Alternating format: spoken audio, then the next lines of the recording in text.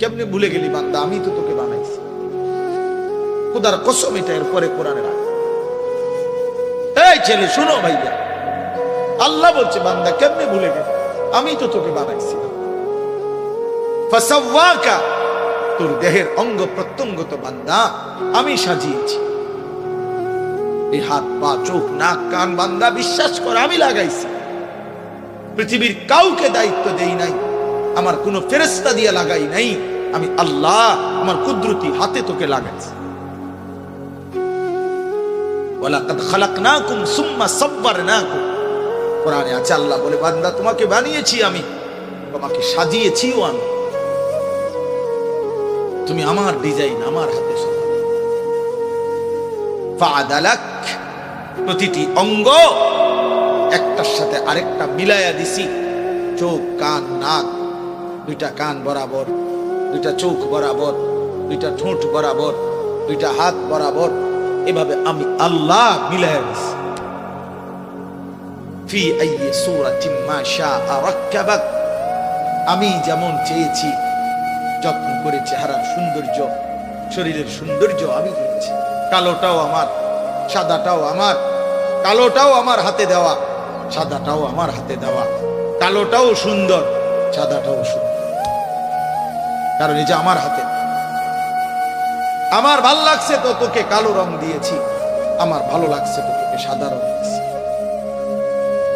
ফি আইয়ি সূরা, নাকি আল্লাহ বলেন আমি দিছি।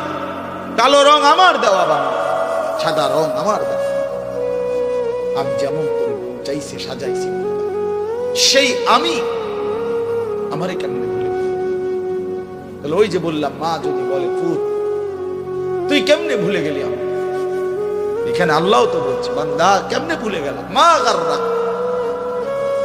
কেমনে ভুলে গেল, কেমনে ভুলে গেল? তোমার অস্তিত্ব ছিল না বান্দা।